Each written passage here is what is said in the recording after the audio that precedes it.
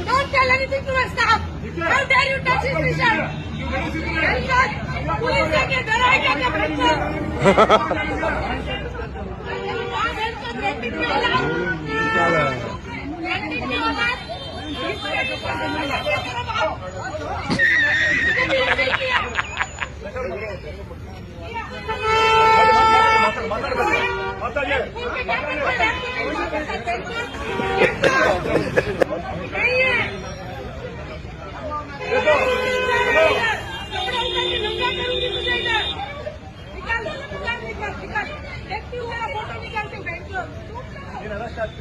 ಕರ್ಸಿಕರ ಮಾತಾಡೋದು ತಪ್ಪ ಹೇಳ್ತೀನಿ.